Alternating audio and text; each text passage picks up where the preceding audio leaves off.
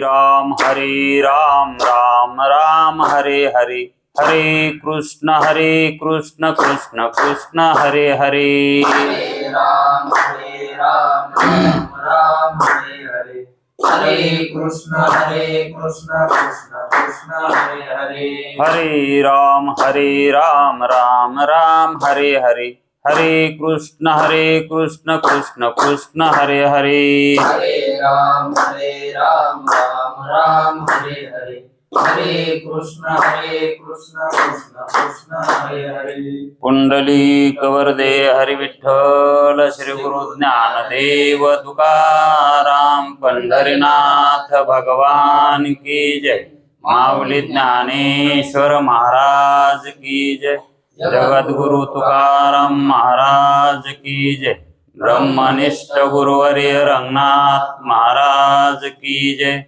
श्री विनायकं गुरुर्नौमि साखरे नाम विश्रुतम्, येषां चरण सान्निध्यात् जीवा मुक्ता भवन्ति।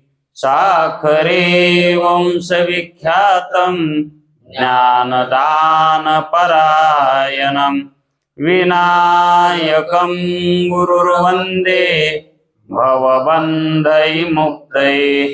श्रीरङ्गनाथं गुरुराजवर्यं मुमुक्षूणां ज्ञानदानेकदक्षं, प्रभावती क्षेत्रनिवासिनं नमामि वेदान्तविदामोरिष्टं। कुण्डलीकवरदे हरिविठ्ठल, श्री गुरु ज्ञानदेव पंढरीनाथ भगवान की जय। माऊली ज्ञानेश्वर महाराज की जय।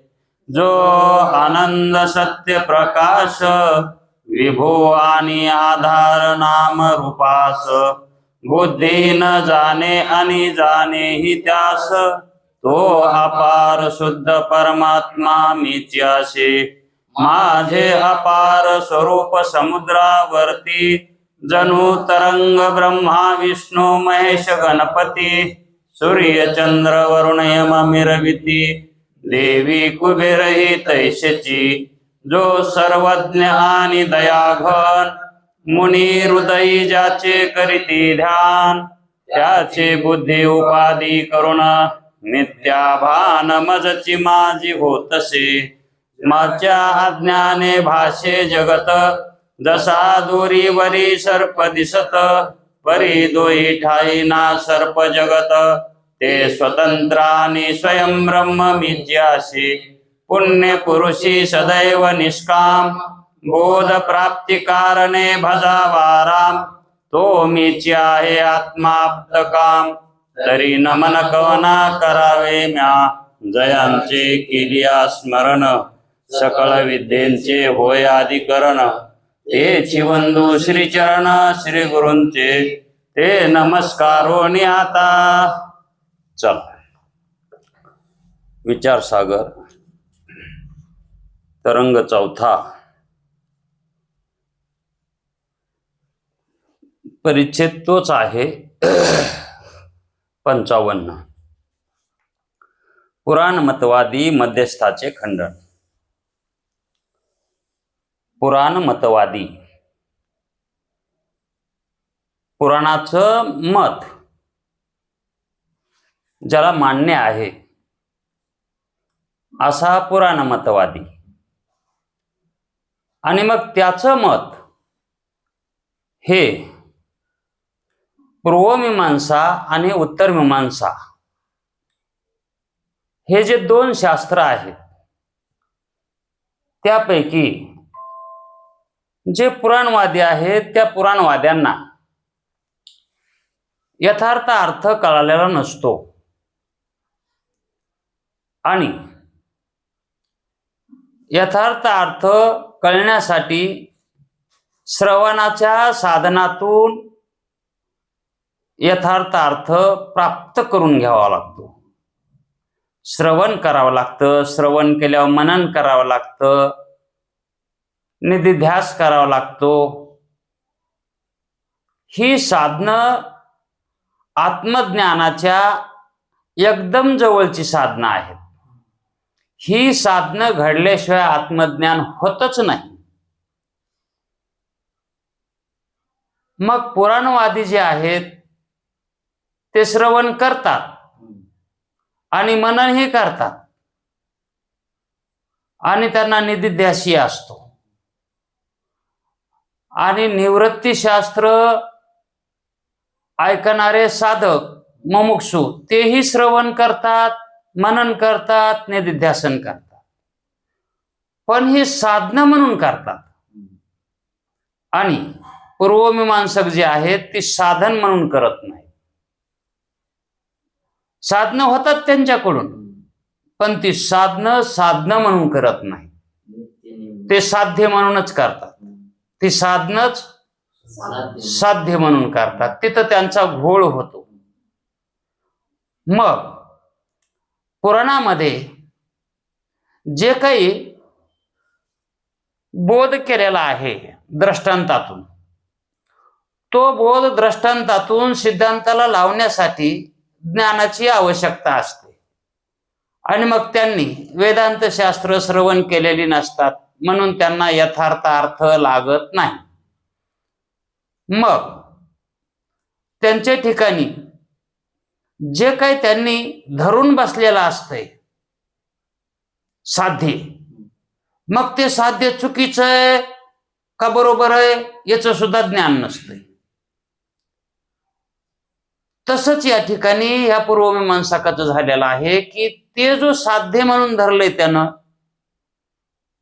हे योग्य आहे का अयोग्य आहे त्याला आतापर्यंत त्याचं ज्ञान झालं नव्हतं. जेव्हा गुरु आणि शिष्य संवाद करू लागले त्यामध्ये तो आला आणि म्हणाला की जो ब्रह्म आहे तो जाणायला, ओळखायला, पाहायला, प्रत्यक्ष दिसायला काहीही हरकत नाही. कसं तर ज्या काय मूर्त्या आहेत त्या सर्व ब्रह्माच्याच मूर्ती आहेत असं म्हणलं का नाही तो. मग जेवढ्या म्हणून मूर्त्या आहेत त्या मूर्त्या हे कोणी रचित आहेत केलेल्या?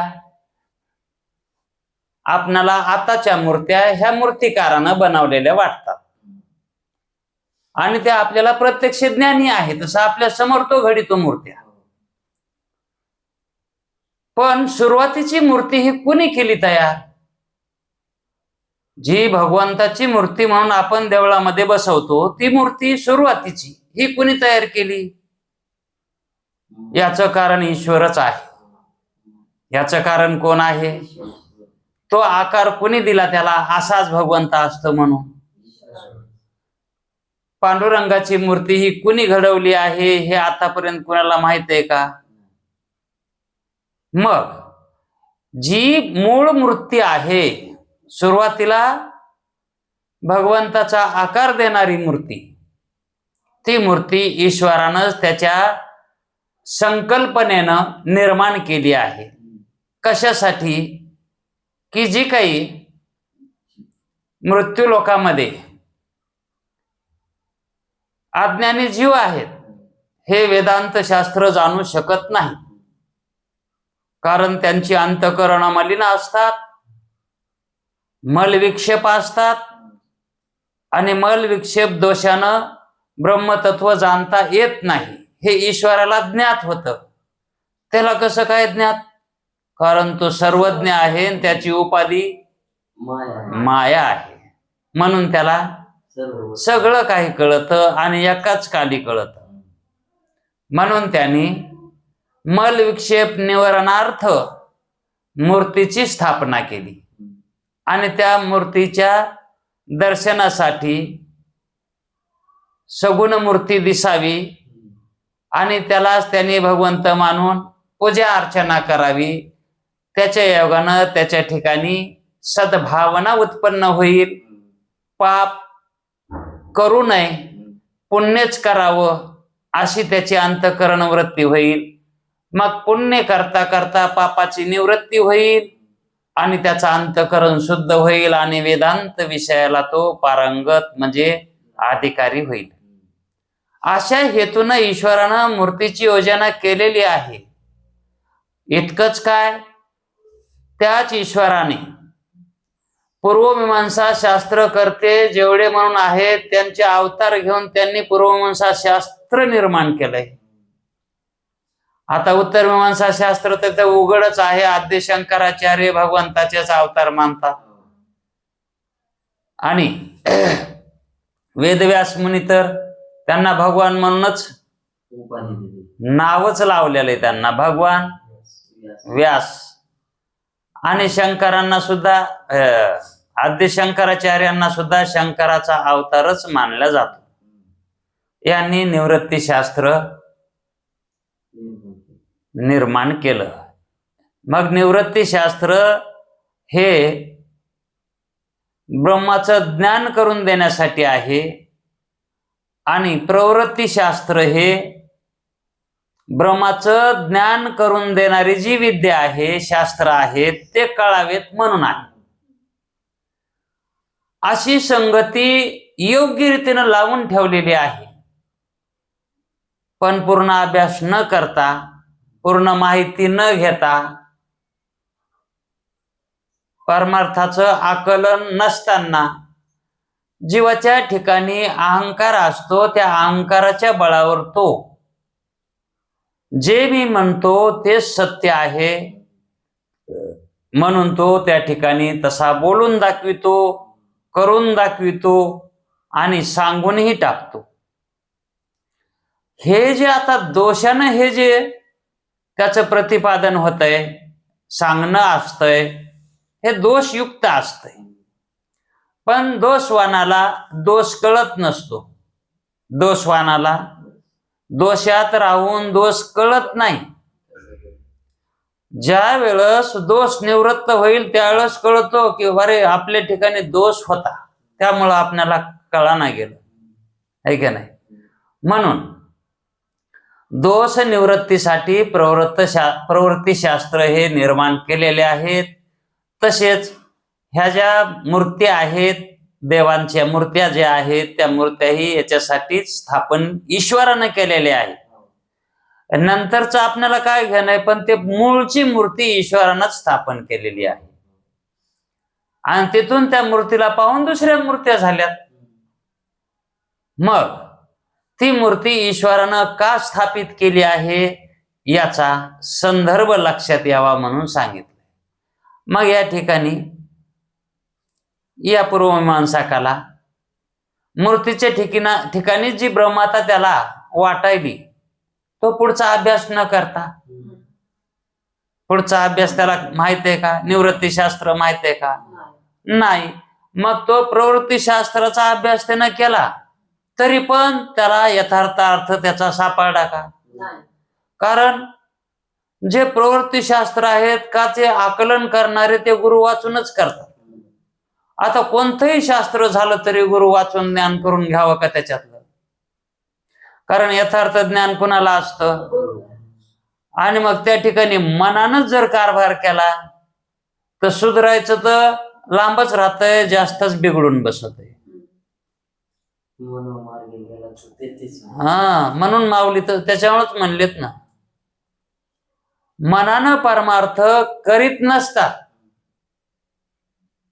आणि संसार मनानं करावा लागतो. संसार मनानंच करावं लागतंय. संसारात मनचं शहाणं असावं लागतंय. आणि जर ते मनचं शहाणं नसलं ना तर त्याला दोष देतात. अरे तुला काय संसार करा येत नाही तर कशाला इतका डोलारा करून बसलास. म्हणून मनचं शहाणं ते संसारात शहाणं आणि परमार्थात मनचं शहाणं त्याचे इतकं गाढव कोणीच नाही, है का नाही. मग संसार मनानं करीनात, संसार मनानं करायचा आहे तो मनानं करीनात आणि परमार्थ मनानं करायचा नाही ते मनानं करायले. हे जगताची उरपाटीच रीत आहे. ही जगताची पोरपाटीच. हा उरपाटीच रीत आहे ही. जात्याला काय म्हणते तू? जातं. कुठं ठोकलं तसं जागे वाजते. जात्याला गाडी म्हणते तो. हा. जात्याला गाडी म्हणते. जात्याला काय म्हणते तर? गाडी म्हणते तर. आणि गाडीला काय म्हणते तर? जातं. जात म्हणते. अशी उरपाटी जात ह्या जगाची. जात कुठं जात का? नाही. नाही. ते एकाच जाग्यावर राहून बसलेलं असतं हो. आणि त्याला जात म्हणते तर.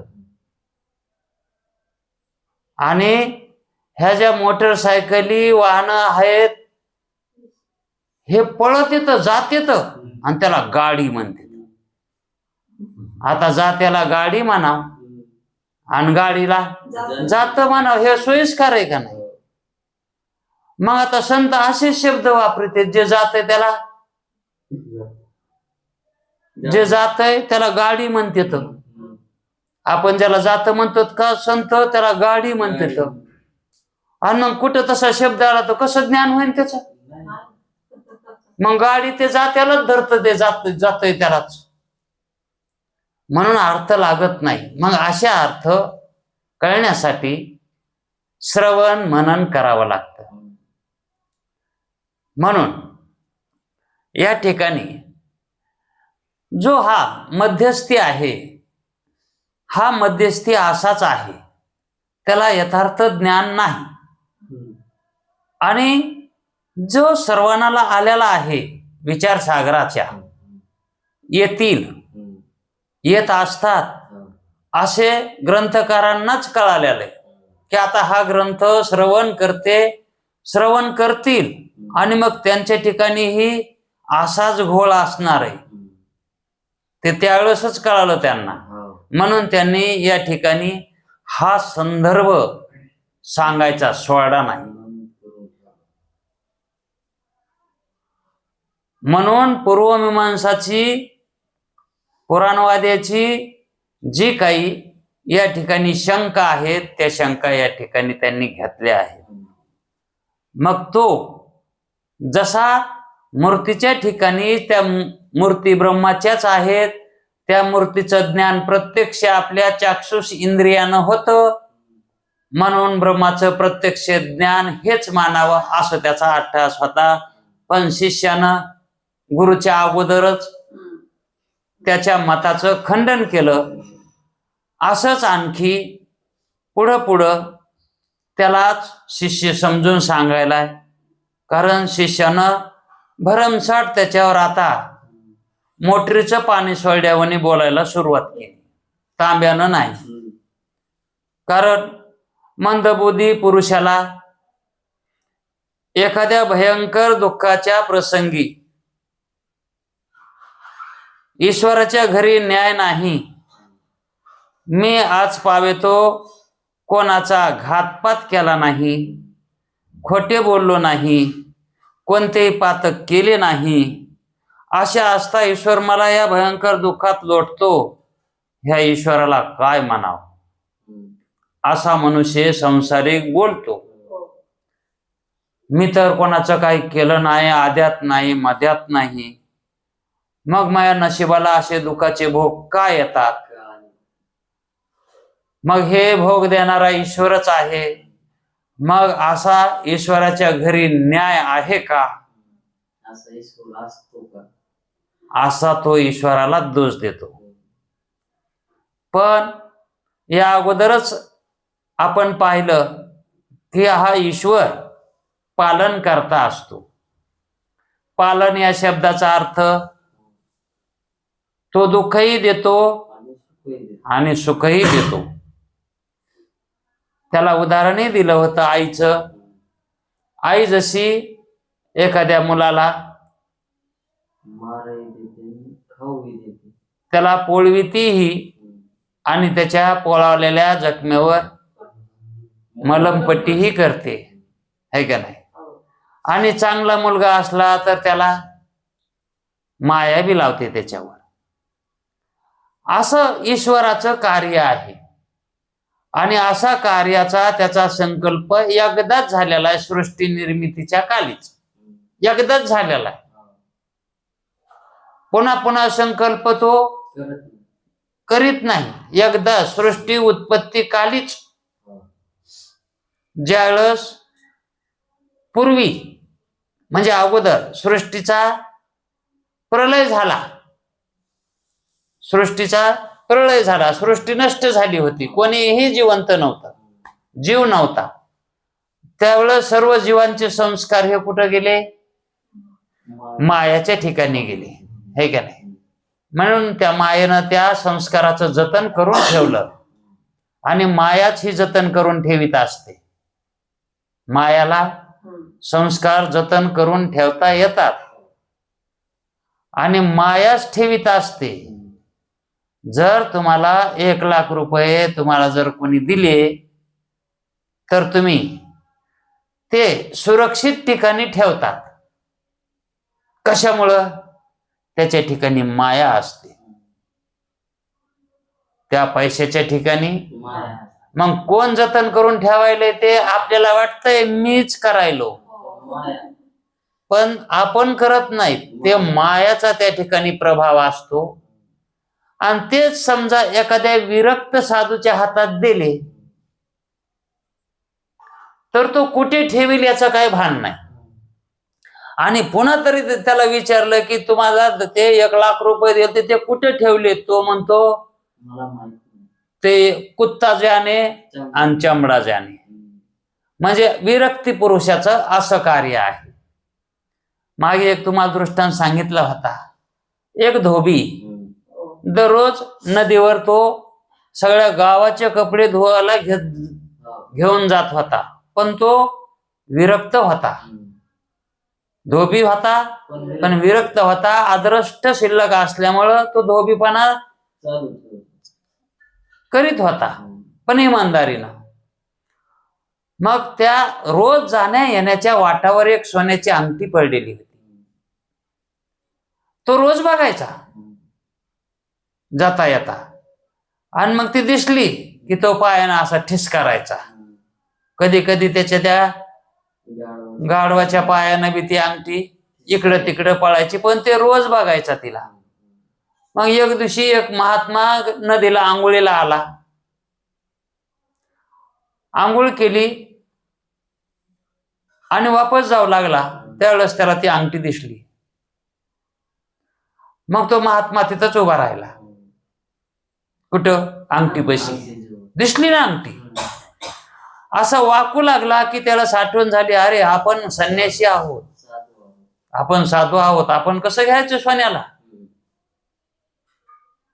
मग विचार करू लागला की मग आता हे सोनं असंच मातीत जाईल, याचा कोणाचा उपयोग होणार नाही.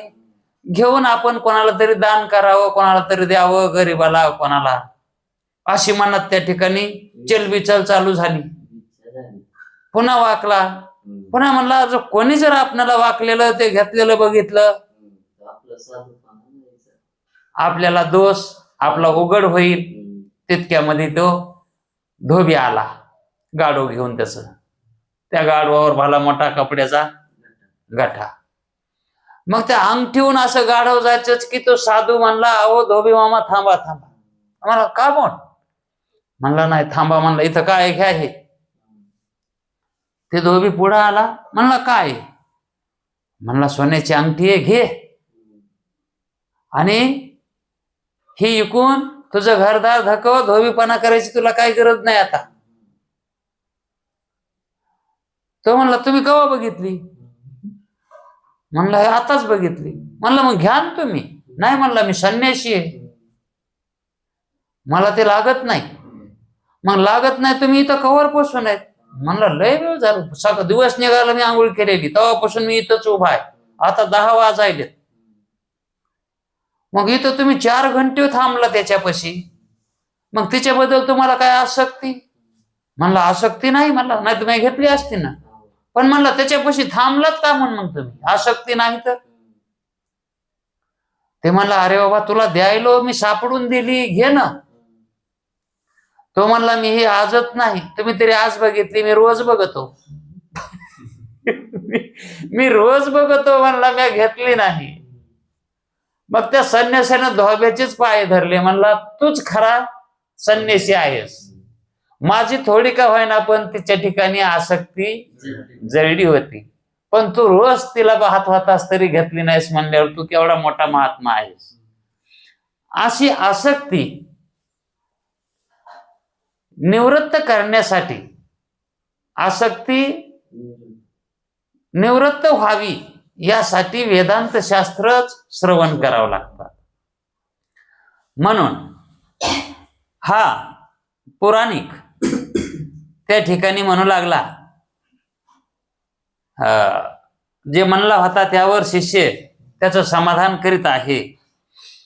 मग हे जे भयंकर दुःख जे ईश्वर मला देतो आहे असा एखादा संसारिक म्हणत असेल तर तो संसारिक कोण्या उद्देशानं म्हणत असेल, कोण्या अधिकारानं म्हणत असेल, त्याला ईश्वराचं यथार्थ ज्ञान झालं नाही, ईश्वर कसा आहे हे कळालं नाही, आहे का नाही. तो दुःखही देतो आणि सुखही देतो.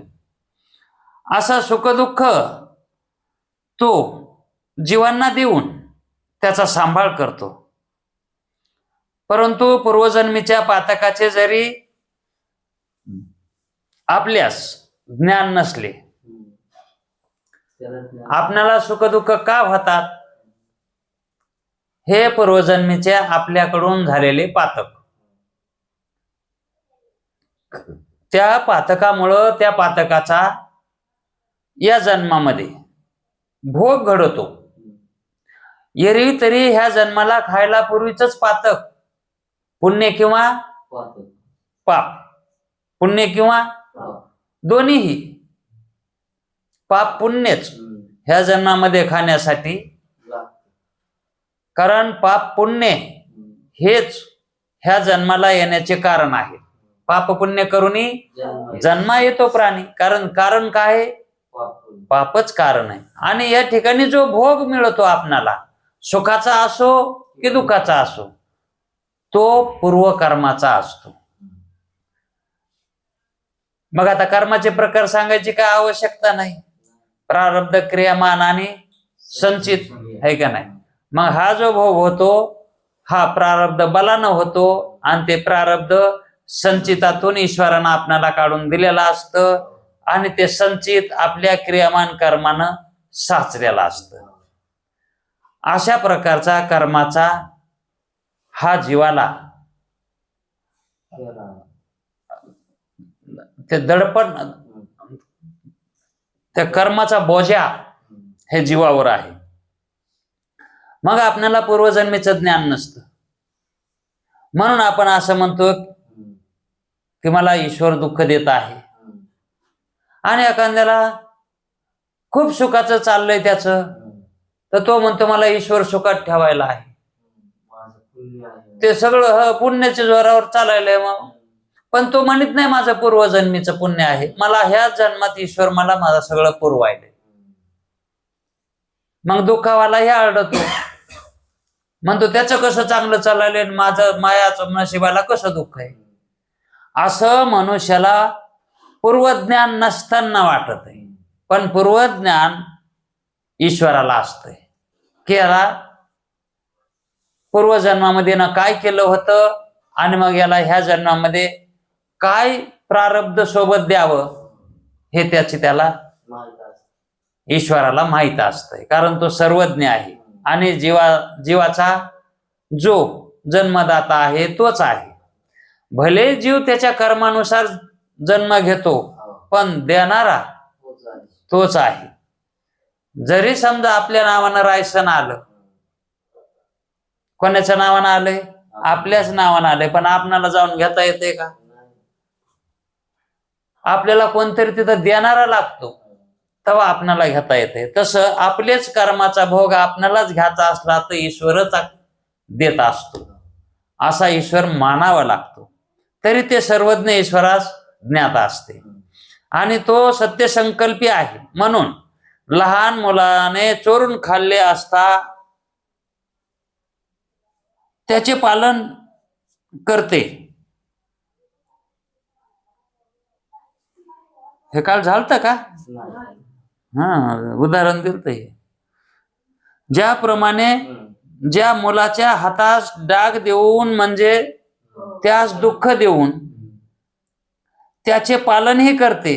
त्याप्रमाणे पूर्वकर्माप्रमाणे जीवास सुखदुःख देण्याची व्यवस्था करून ईश्वर जीवाचे पालन करतो.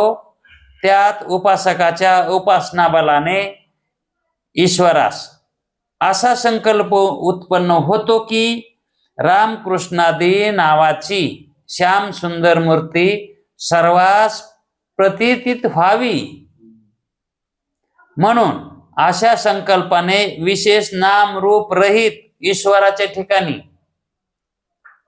ईश्वर कसा आहे? नाम रूप रहित ईश्वराच्या ठिकाणी रामकृष्णादी नावांची पितांबरधारी श्याम सुंदर अशा आकाराची मूर्ती केवळ संकल्पनेनेच तो उत्पन्न करतो. म्हणून ती शरीरे पूर्वकर्माधीन नाहीत. म्हणून ती शरीरे कोणाची? अवतारिक पुरुषांची. ही कर्माधीन नाहीत आणि त्या मूर्ती ही ब्रह्मरूप नाही. मूर्ती ह्या कोणाच्या आहेत? ईश्वराचं प्रतीक आहे. आणि त्या प्रतीकाला ईश्वर समजून, देव समजून भजकानं भजावं, भक्तांनी भजावं आणि मलविक्षेप निवृत्त करावा, यासाठी ईश्वरानं ती तशी योजना करून ठेवलेली आहे. असं सांगत असताना मध्यस्थी म्हणाला, अहो थांबा, माझं म्हणणं तर ऐकून घ्या. काय म्हणतो तो आता? त्या रामकृष्णादिकांची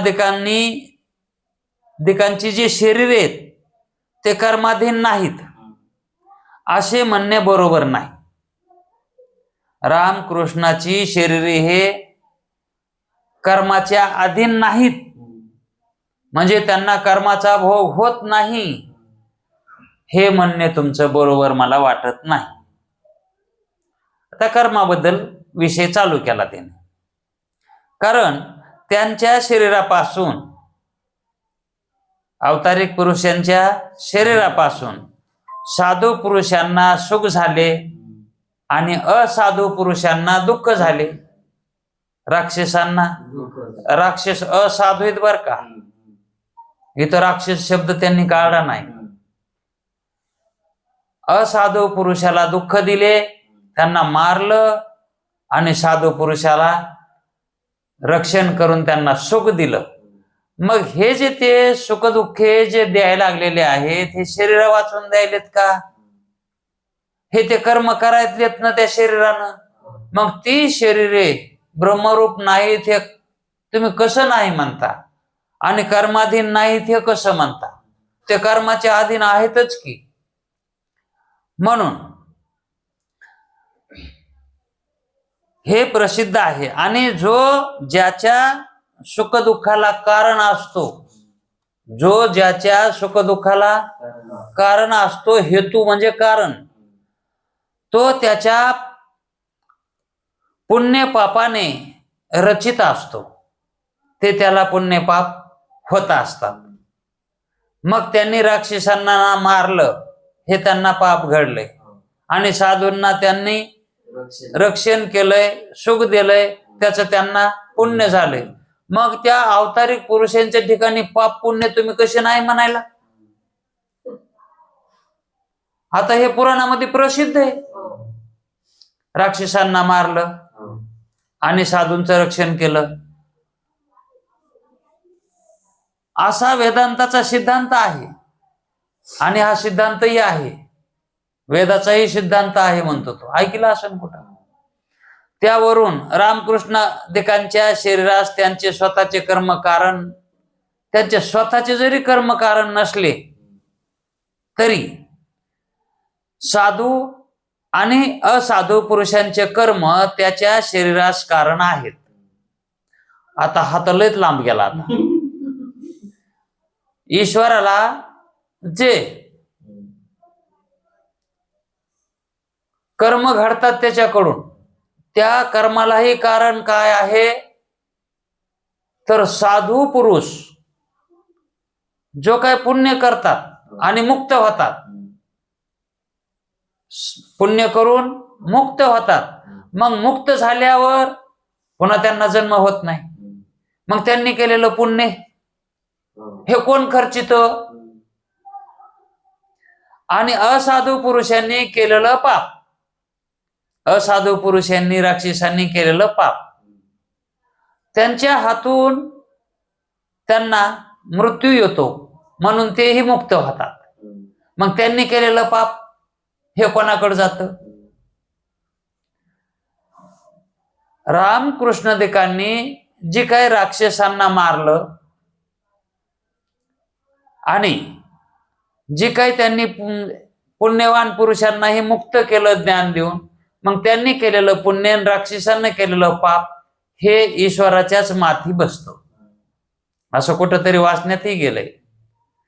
मग त्यांना जो भोग होतो ना, तो त्यांचा जरी पाप पुण्य नसतील ईश्वराचे त्याने हाताने केलेले, पण त्या साधूचे आणि पुण्यवान पुरुषाचं पुण्य आणि असाधून केलेलं पाप हे त्याच्याच माथी बसतं, म्हणून त्या पापाच्या पुण्याचा त्याला भोग घडतोच असं सांगितलेलं आहे पुराणामध्ये. याचं काय तुमच्याकडे उत्तर? म्हणून त्यांना पाप पुण्यवानच म्हणावं लागतं शरीरे, आणि शरीरधारीच म्हणावं लागेल ईश्वर.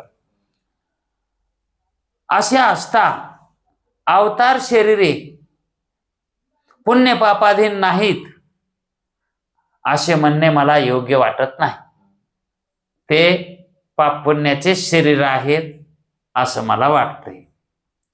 आता पाप पुण्याचं त्यांना अगोदर सांगितलं होतं तरी पण ते आवरण जात नाही ना. अहो, आवरणवानाला तुम्ही कितीही डोस पाजा ज्ञानाचे, त्याचं आवरण निवृत्त होस तर ज्ञानच होत नाही. म्हणून शिष्य म्हणतो, अहो बाबा, असे जरी असले, तुम्ही म्हणायलात ना, ते जरी खरं असलं तरी पण त्याच्या पुढे तितकंच खरं असं मानायची काही आवश्यकता नाही. त्याच्यापेक्षा काही खरं असतंय. आपण एका खऱ्यालाच खरं मानतो, पण खरं जसं जसं वरी जातो तसं तसं खरं वाटत आहे. आणि पहिलं खरं वाटलेलं पुन्हा खोटं वाटत आहे. आधी खरं वाटलेलं पुन्हा ते खोटं होतंय आणि दुसरंच खरं होऊन बसतंय. पण दुसरं जोवर खरं आपल्याला मिळत नाही तोवर पहिलं मात्र खरंच वाटत आहे. तसं या पुराणिकाला त्यांनी जे मानलेले ते खरंच वाटायले. ईश्वराचे शरीर हे पाप पुण्याच्या अधीनच असतात असंच वाटायले, त्याला ते खरं वाटायले. पण आता त्याला ज्यावेळेस सांगूनही ते निवळला नाही, त्याच्या ठिकाणचा भ्रांती गेली नाही. पण या ठिकाणी शिष्य म्हणतो, तुमचं जरी खरं असलं तरी जीवाच्या आणि रामकृष्णादिकांच्या शरीरात फरक असा आहे की तुम्हाला फरकच पाहिजे ना. तुम्हाला फरक सांगतो जीवाच्या शरीरामध्ये आणि ईश्वराच्या शरीरामध्ये. पूर्व शरीरात केलेल्या शुभाशुभ कर्माची फळे, पहिल्या जन्मामध्ये जीवानी केलेल्या वाईट आणि चांगले केलेल्या कर्माची फळं जीवांना उत्तर शरीरात भोगावी लागतात. जन्माला आल्याच्या नंतर ती भोगावी लागतात. कुणाला? जीवाला. म्हणून शरीर अभिमानाच्या पूर्व शरीराच्या पुण्यपापाधीन उत्तर शरीरे, शरीर अभिमानी म्हणजेच जीव है का नाही, तो जीव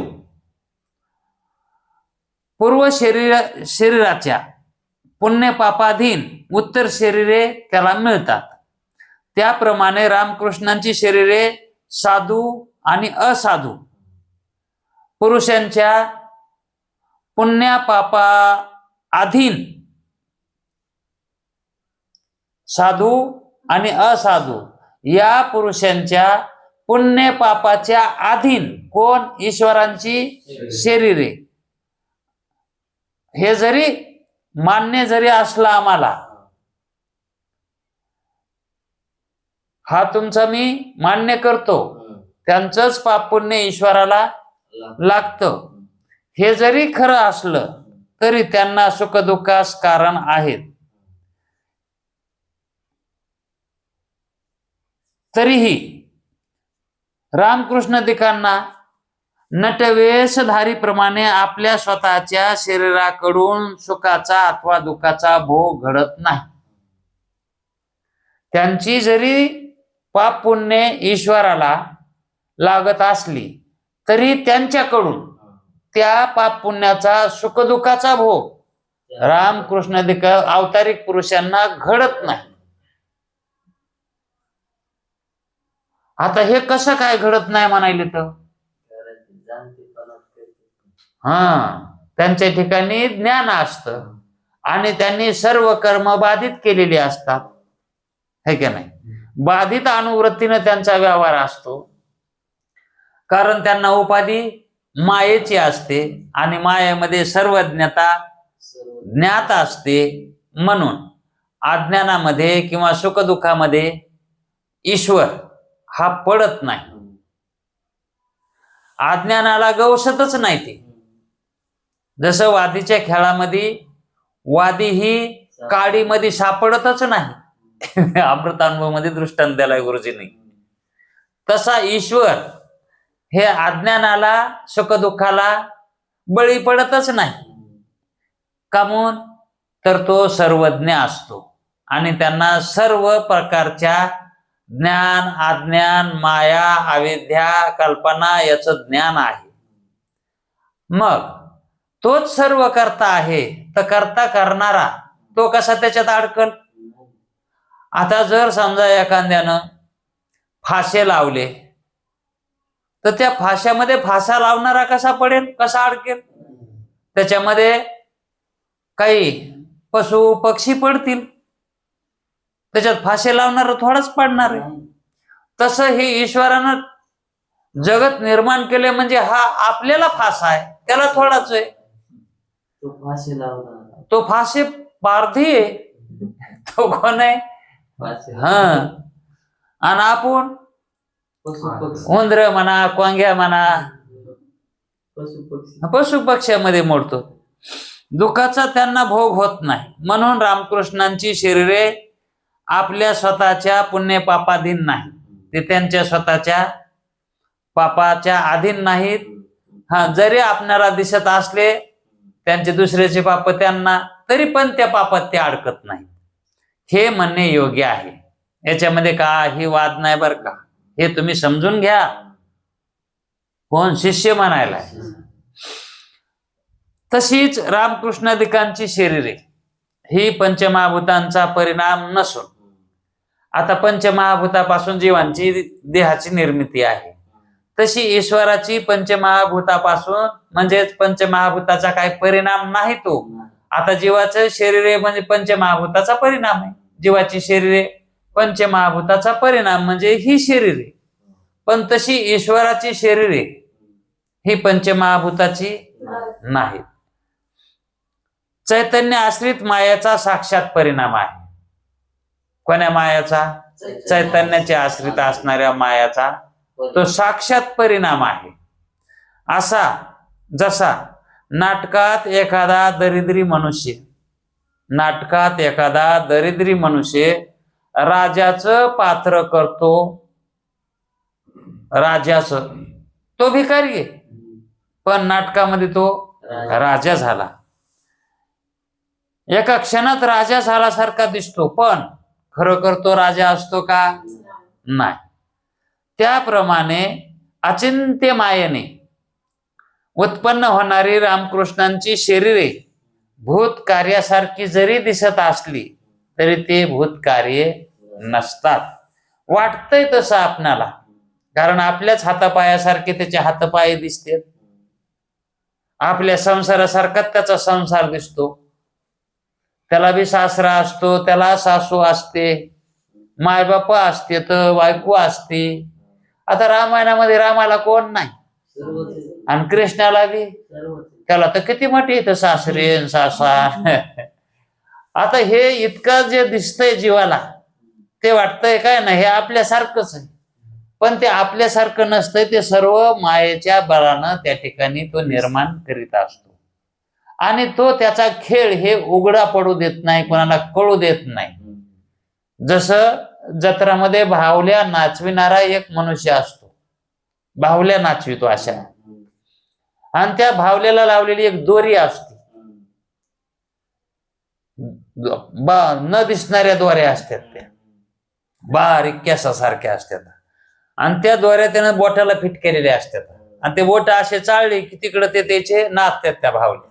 आणि माणसाला वाटतंय ह्या भावल्या याचे असून, रबलाचे असून, लाकडाचे असून कस काय नाचायला, पण ते नाचविणारा पडद्याच्या आडा असतो तिकडं, तो नाचवितो आहे का नाही. तसा पडद्याच्या आड राहून तो ईश्वर कळू देत नाही, सर्व माया फक्त तो कळू देत नाही की हे सर्व मी करतो म्हणून. पण हे कोणाला कळू देत नाही? ज्याला कळत नाही त्याला कळू देत नाही, ज्याला कळत आहे त्याला कळतच. असं आहे. आता ज्याला दृष्टीत नाही हो. त्याला दिसत नाही, पण ज्याला डोळे आहेत त्याला दिसायला ना काय झालं. मग ज्याला ज्ञानदृष्टी आली त्याला हा सर्व ईश्वराचाच कारभार आहे, तोच करतो असं त्याला कळत आहे. पण अज्ञानी जीवाला कळत नाही. हेच आता मध्यस्थालाच कुठं कळायले. नाही.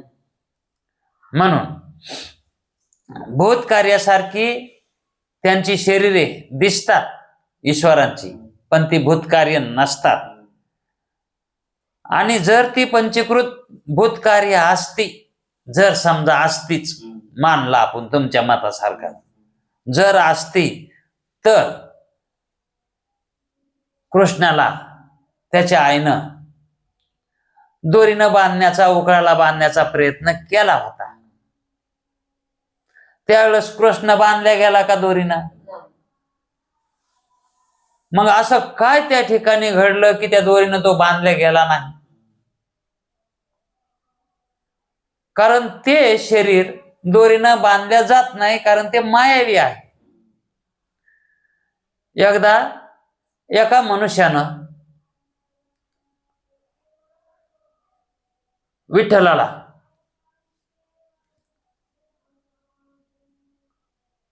ते करदुडा असतं, करदुडा, हो. त्याला कमराची चेन म्हणते, तर ती चेन करायचा त्याचा नवस होता एका मनुष्याचा. आणि त्याचं झालं असेल काय, मनाप्रमाणे काय झालं असेल, बोलल्याप्रमाणे झालं असेल. त्यानं काय केलं, ते माप त्या सोनाराकडे गेला. कोण्या? नरहरीकडं. नरहरी सोनाराकडे गेला. मग त्या सोनाराला म्हणला, बाबा आम्हाला पांडुरंगाला चेन करायची कमरेला, ते आम्हाला बनवून द्या. तो म्हणला माप आणा. मग यांनी माप नेलं ना, नेलं तर मग ते आणली चेन, तो कायची ती चेनच येईना, कमी पडायली. मग पुन्हा डबल माप नेलं तरी पण ती चेन येईच ना. मग तो म्हणला, बाबा तुमचं माप होकायलंय, मी कवर चेनी करून देऊ. हा, मग तो म्हणला, अहो असं करा ना, तुम्हीच माप घेऊन घ्या ना एकदा, तुम्हीच चेन बनवितात ना, तुम्ही सोनार आहेत ना, मग तुम्हीच माप घ्या. छे म्हणला, आपण पांडुरंगापाशी अजिबात येत नाही. का मग? नाही, आम्ही शिवाचे भक्त आहेत, मी शिवाचा भक्त आहे, मी पांडुरंगाच्या जवळ बघत सुद्धा नाही म्हणला. अहो आम्ही उभा तर गण देत नाहीत, आम्ही इतके कट्यार आहेत, आम्ही आडवा गण देतो. शिवाचे भक्त उभा गण देत नाहीत, हा इबीद उभी वडीत नाहीत, आडवी वडीत येत. म्हणून ते म्हणले, आम्ही आडव्या गंधावाले इथं, आम्ही उभ्या गंधावाल्याच्या देवाकड अजिबात त्याला शिवीत सुद्धा नाही. ते म्हणलं, मग आता मग चेन कशी करू मी मग? हा, एवढी विनंती करा, तुम्ही बघत नाहीत ना, मी तुम्हाला एक अटकल सांगतो. तुम्ही डोळ्यावर काय करा, पट्टी बांधा. माप घ्यायला काय बघायची गरज नाही म्हणला. असं माप घ्यायचं, हा तितकी दोरी कमराची हे करायची आणि बाहेर आल्यावर पट्टी सोडा, काय हरकत नाही, जमते म्हणला तसं. मग आला, त्यानं स्वतः माप घेतलं आणि त्या मापानुसार चेन बनवली. तरी पण ती चेन पुन्हा ते म्हणला नाही, म्हणला कुठंतरी अडकली असन दोरी, चांगलं माप घ्यावं लागतंय. पुन्हा मग तो स्वतः आला, तरी पण बघा ना बर का,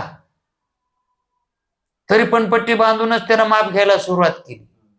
मग चांगलं माप घ्यायचं होतं ना, हुटकुनी म्हणून असं चापून मापून काय आहे का कमरेला दुसरं काही वस्त्र गिस्त्र मापात येईल, पुन्हा अजून चेन मोठी होईल नाही लहान होईल, म्हणून असा चापाय गेला तर त्याला महादेवाची पिंड लागली.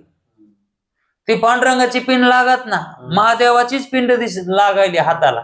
कारण त्वचेनं ज्ञान होतंय, डोळ्यानंच होतंय असं काही नियम, त्वचेनं सुद्धा ज्ञान होतंय. म्हणून त्याला त्या त्वचेनं म्हणजे हातानं ती पिंड महादेवाची पिंड लागायली. मग किती बरे त्यानं असं बघितलं, पण ती पिंडच लागायली. मग त्यानं त्या ठिकाणी त्याला वाटलं, अरे ही मूर्ती पांडुरंगाची नाही, ही महादेवाचीच पिंड आहे. म्हणून त्यानं तिथंच पटकन डोळ्याची पट्टी खोलली, बघायला तर काय पांडुरंग. हा, मग त्या ठिकाणी त्याला लक्षात आलं की हे पांडुरंगाचंच काय आपल्याला हे मायावी आहेत देव. महादेव काय, पांडुरंग काय, हे कसे आहेत, एकच आहेत हे.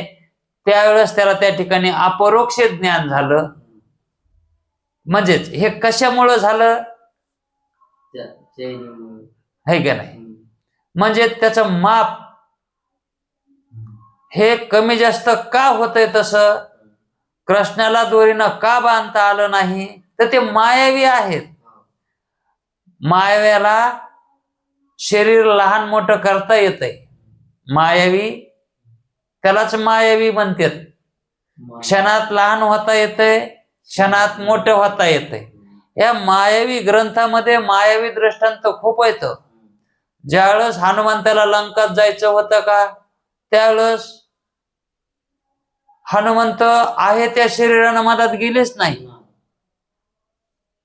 लहान स्वरूप धारण केलं होतं त्यांनी. तेव्हा त्या दरवाजातून ते गेले होते. तिथे राखणदार होते, त्यांना अजिबात कळालं नाही, कारण सूक्ष्म शरीर धारण केलं. म्हणजे मायावी विद्या हनुमंताला सुद्धा येत होती. तशी मायावी जी विद्या आहे ती माया अंतर्गत असते. म्हणजेच लहानही होता येतं आणि मोठंही होता येतं. म्हणजे स्थूल आणि सूक्ष्म हे दोन्हीही देह ज्याला धारण करता येतात तो मायावीच आहे. मग आता सांगा, त्या देवाला तसं करता येतंय, तर जीवाला तसं करता येत नाही का, व्हायलेलं कळत नाही? कारण अज्ञानानं जीवाच्या ठिकाणीही तसंच आहे. जीव ही सूक्ष्मही आहे आणि स्थूलही आहे, लहानही आहे आणि मोठाही आहे. ज्या वेळेस स्थूलामध्ये येऊन व्यवहार करतो त्यावेळेस तो या स्थूलामध्ये व्यवहार करतो, त्यावेळेस त्याला विश्व ही उपाधी लागते. तो काय होतो, ईश्व होतो. म्हणे तो ईश्व पाहतो, है का नाही. मग तो केवढा झाला, त्याची नजर, त्याचा अनुभव, है का नाही. आणि तो जीव ज्यावेळेस स्वप्नात जातो त्यावेळेस तिथंही जग पाहतो. मग ते जग कशात पाहतो, हिता नावाच्या नाडीमध्ये पाहतो. हिता नाडी केवढी आहे, मौरी एवढी, मौरी एवढी हिता नाडी. आणि त्या मौरी एवढ्या नाडीमध्ये जग निर्माण करतो. मग त्या सूक्ष्मामध्ये एवढं मोठं जग कसं निर्माण झालं. मग हे मायावी नाही तर कसा आहे जीव. आणि ज्या अर्थी जागृती सोडून स्वप्नात जातो, ह्याला कसं जाता येतं तिथं, मायावी नाही तर काय. मग हे मायावीपणा आपल्या ठिकाणी आहे, पण तो आपणाला त्याचे आपण करते नाहीत.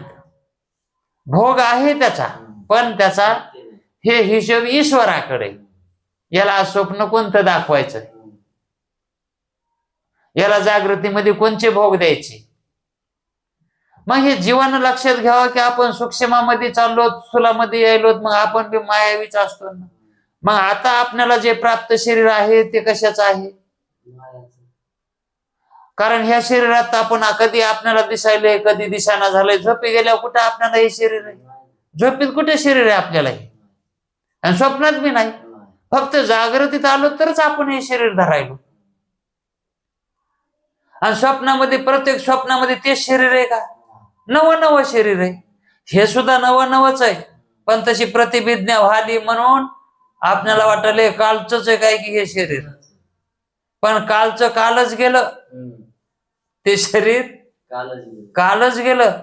आणि पहिलं जर मानायचं असलं तर पहिलं शरीर आपण आपल्या आजोबाच्या मांडीवर खेळायलेलो होतो. ते आता आहेत का? म्हणजे आजोबाच्या मांडीवरले जे आपण आहेत ते आता नाही. इतकंच काय, जर आपण ह्या आमुष्याला गंगाला आंघोळीला गेलो तर त्या ठिकाणी जे पाणी आपण पाहतो का, दुसऱ्या आमुष्याला गेल्यावर आपल्याला वाटतं आपण इथंच आंघोळ केली होती, पण पाणी ते नसतंय, पाणी दुसरंच असतंय. पण आपल्याला तसं जाणवत नाही, हे का नाही. इतकंच काय, त्या गंगाच्या अलीकडच्या पलकडच्या डगरीवरचे जे झाड झुडप आहेत का, पहिल्या आमुष्याचे नसते, ते दुसऱ्या आमुष्याचे असते. ते पहिले हे का नाही, ते बी लहान असतात, ते मोठे होतेत ना, ते पहिल्यासारखे थोडेच राहतात. हा संसार नदीच्या पाण्यासारखा प्रवाहित आहे. हे कालचा होता ना, तो गेला. तो आता हा आजचा उद्या नाही येणार, हे वाहून गेला पुढे. आता मन आपण तशी दृष्टी करत नाहीत, पाहत नाहीत. याला कारण आपण अज्ञानी आहोत. आणि ते अज्ञान निवृत्त केल्यावर आपणाला हे जगत प्रवाहित दिसतंय, प्रतिभिज्ञा वाटत नाही, अभिज्ञा रूप वाटतंय आणि मिथ्यही वाटतंय, सत्यही वाटत नाही. कारण वेदाचा सिद्धांत आहे, जगत मिथ्य आहे, कल्पित आहे, मायावी आहे. मायावी खरं असतंय का? मग ईश्वराचं जे काही त्यांनी अवतार घेतलेत, हे अवतार सुद्धा कसे आहेत? मायावीच आहेत. नाटकामध्ये जसा पात्र घेतात, तो पात्र घेणारा मायावीच असतो तो, है का नाही. मग तो भिकारी जरी असला आणि तो नाटकात आला तर राजाही होतो, है का नाही. आणि जरी एखादा श्रीमंत असला आणि त्याला जर नाटकात भिकाऱ्याचं पात्र दिलं तर तो श्रीमंत, पण तो भिकारी नसतो आणि तो श्रीमंतही नसतो. तो भिकारी श्रीमंतही नसतो आणि श्रीमंत भिकारी नसतो. हे सगळं मायाचं जाळं आहे. मग ही माया कळून घेण्यासाठी वेदांत शास्त्र पाहावं लागतंय, असं शिष्य पुराणवाद्याला सांगत आहे. आणखी तो पुराणवादी शंका करणारच आहे, पण आता वेळ झाला आहे, ती शंका उद्या घेऊ. कुंडलिक वरदे हरी विठ्ठल.